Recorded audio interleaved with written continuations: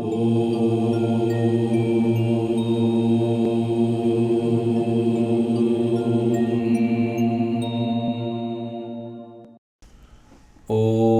પરબ્રહ્મણે નમઃ. શ્રીમદ્ ભાગવત મહાપુરાણ દશમ સ્કંધ અધ્યાય 61. શ્રી શુકદેવજી કહે છે, હે પરીક્ષિત, ભગવાન શ્રી કૃષ્ણની દરેક પત્નીના ગર્ભથી 10 પુત્રો થયા. તેઓ રૂપ, બળ વગેરે ગુણોમાં પોતાના પિતા ભગવાન શ્રી કૃષ્ણથી કોઈ વાતે કમ ન હતા. રાજકુમારીઓ જોતી હતી કે ભગવાન શ્રી કૃષ્ણ અમારા મહેલમાંથી ક્યારેય બહાર જતા નથી, હંમેશા અમારી પાસે જ રહે છે. તેથી તેઓ એવું જ સમજતી હતી કે શ્રી કૃષ્ણને હું જ બધાથી વધારે પ્રિય છું. પરીક્ષિત, સાચું પૂછો તો તેઓ પોતાના પતિ ભગવાન શ્રી કૃષ્ણના તત્વને, તેમના મહિમાને જાણતી ન હતી.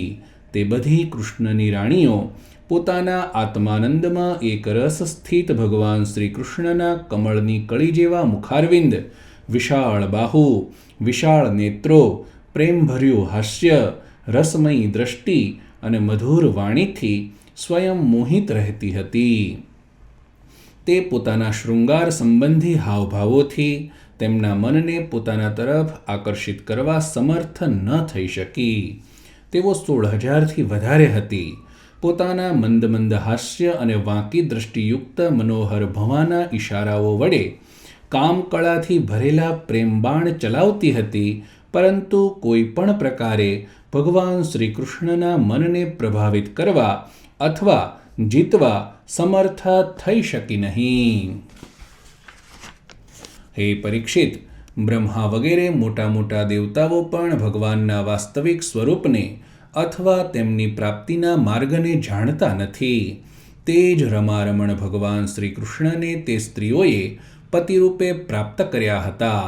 હવે નિત્ય નિરંતર તેમના પ્રેમ આનંદની અભિવૃદ્ધિ થતી રહેતી હતી અને તેઓ પ્રેમપૂર્ણ હાસ્ય, મધુર દ્રષ્ટિ, નવ સમાગમની લાલસા વગેરેથી ભગવાનની સેવા કરતી રહેતી હતી.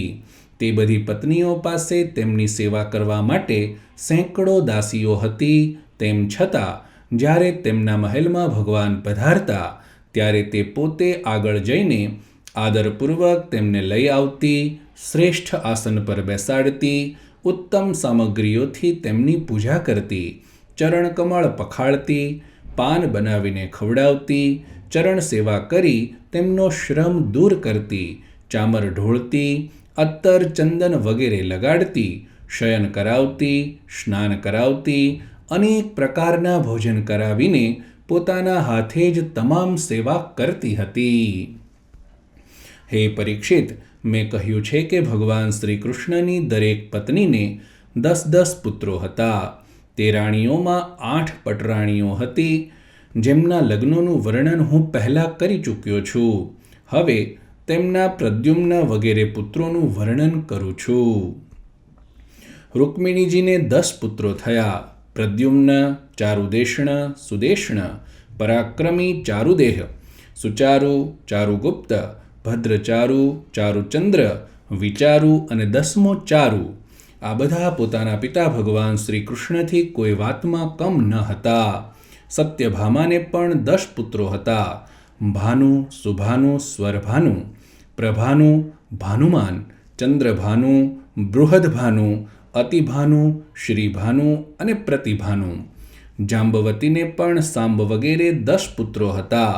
સાંબ, સુમિત્ર, પુરુજીત, શતજીત, સહસ્રજીત, વિજય, ચિત્રકેતુ, વસુમાન, દ્રવિડ અને ક્રતુ. આ બધા શ્રી કૃષ્ણને બહુ પ્રિય હતા. નાગ્નજીતી અર્થાત સત્યાને પણ 10 પુત્ર થયા. વીર, ચંદ્ર, અશ્વસેન, ચિત્રગુ, વેગવાન, વૃષ, આમ, શંકુ, વશુ અને પરમ તેજસ્વી કુંતી. કાલિંદીના 10 પુત્રો હતા.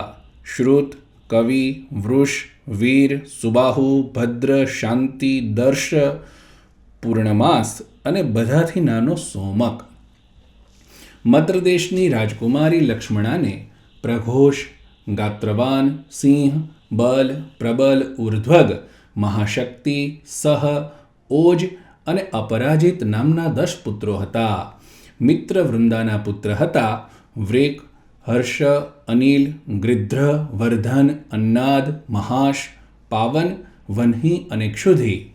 ભદ્રાના પુત્ર હતા સંગ્રામજીત, બૃહત્સેન, શૂર, પ્રહરણ, અરિજીત, જય, સુભદ્ર, વામ, આયુ અને સત્યક.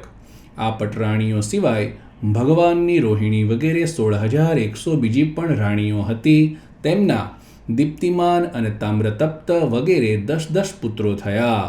રૂક્મિણી નંદન પ્રદ્યુમ્નનો વિવાહ માયાવતી રતિ સિવાય ભોજકટ નગર નિવાસી રૂક્મિણી પુત્રી રૂક્મવતી સાથે પણ થયો હતો.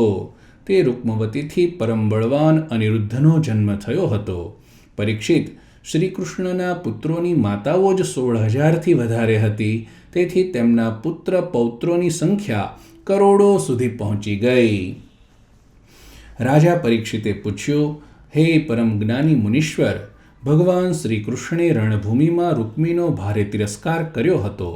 તેથી તે હંમેશા એ લાગ જોતો હતો કે અવસર મળતા જ શ્રીકૃષ્ણને મારી નાખવું. આવી સ્થિતિમાં તેણે પોતાની કન્યા રૂક્મવતી પોતાના શત્રુના પુત્ર પ્રદ્યુમ્નજીને કઈ રીતે આપી? કૃપા કરીને કહો. બે શત્રુઓમાં અર્થાત શ્રીકૃષ્ણ અને રૂક્મીમાં ફરીથી પરસ્પર વૈવાહિક સંબંધ કઈ રીતે થયો? આપ બધી વાત જાણો છો. કેમ કે યોગીઓ ભૂત, ભવિષ્ય અને વર્તમાનની બધી વાતો સારી રીતે જાણે છે.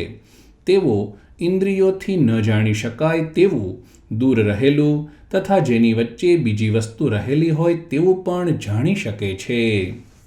શ્રી શુકદેવજી કહે છે, હે પરીક્ષિત, પ્રદ્યુમ્નજી મૂર્તિમાન કામદેવ હતા. તેમના સૌંદર્ય અને ગુણોથી પ્રસન્ન થઈને રૂક્મવતીએ સ્વયંવરમાં તેમને વરમાળા પહેરાવી દીધી. પ્રદ્યુમ્નજીએ યુદ્ધમાં એકલા જ ત્યાં એકઠા થયેલા રાજાઓને જીતી લીધા અને રૂક્મવતીને હરી લાવ્યા. જો કે ભગવાન શ્રી કૃષ્ણથી અપમાનિત થવાને લીધે રૂક્મીના હૃદયનો ક્રોધાગ્નિ શાંત થયો ન હતો. તે હજી પણ તેમની સાથે વેર બાંધીને બેઠો હતો. તેમ છતાં પોતાની બહેન રૂક્મિણીને પ્રસન્ન કરવા માટે તેણે તેના ભાણેજ પ્રદ્યુમ્નને પોતાની પુત્રી પરણાવી દીધી. હે પરીક્ષિત, 10 પુત્રો ઉપરાંત રૂક્મિણીજીને એક સુંદર અંગોવાળી વિશાળ નેત્રોવાળી કન્યા હતી. તેનું નામ હતું ચારુમતી. કૃતવર્માના પુત્ર બલિએ તેની સાથે લગ્ન કર્યું. હે પરીક્ષિત, રૂક્મીનું ભગવાન શ્રી કૃષ્ણ સાથે જૂનું વેર હતું, છતાં પણ પોતાની બહેન રૂક્મિણીને પ્રસન્ન કરવા માટે તેણે પોતાની પૌત્રી રોચનાના વિવાહ રૂક્મિણીના પૌત્ર પોતાના દૌહિત્ર અનિરુદ્ધ સાથે કર્યા. જો કે રૂક્મીને એ વાતની જાણ હતી કે આ પ્રકારનો વિવાહ સંબંધ ધર્મને અનુકૂળ નથી, છતાં પણ સ્નેહવશ તેણે આમ કર્યું.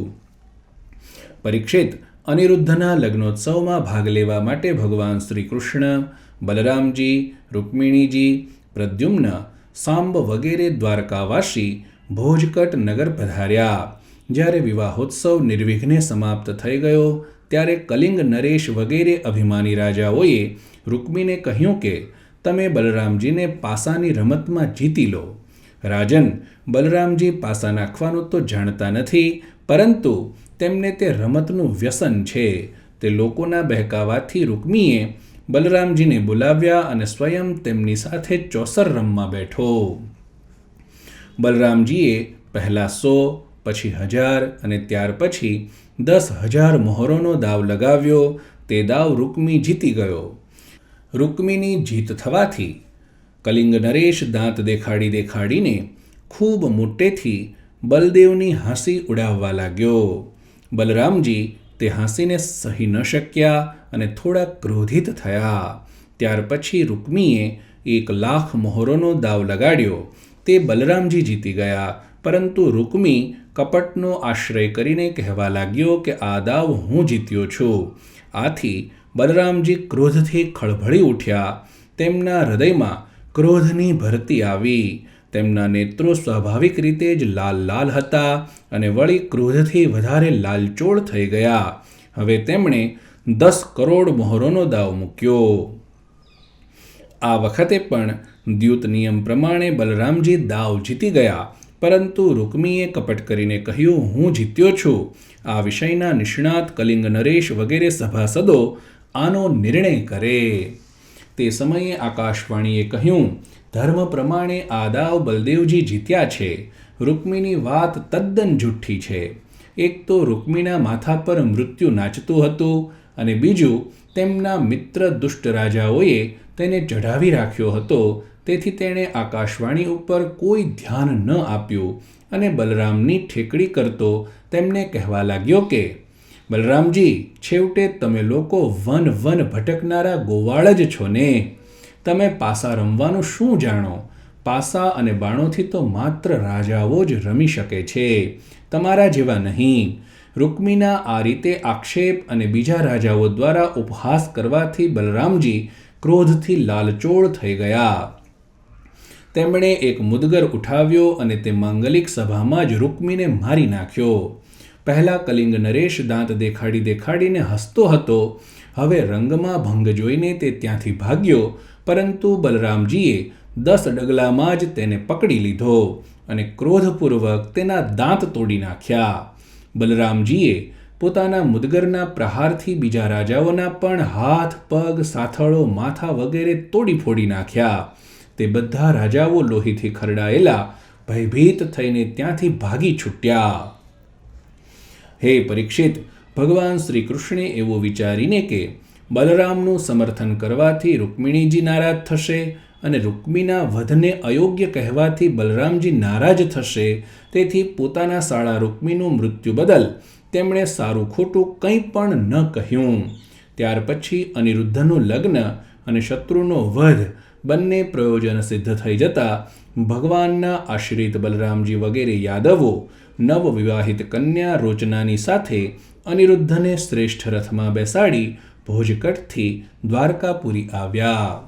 આ પ્રમાણે દશમ સ્કંધના ઉત્તરાર્ધ અંતર્ગત અનિરુદ્ધ વિવાહમાંનો રૂક્મીવધ નામનો 61મો અધ્યાય સમાપ્ત.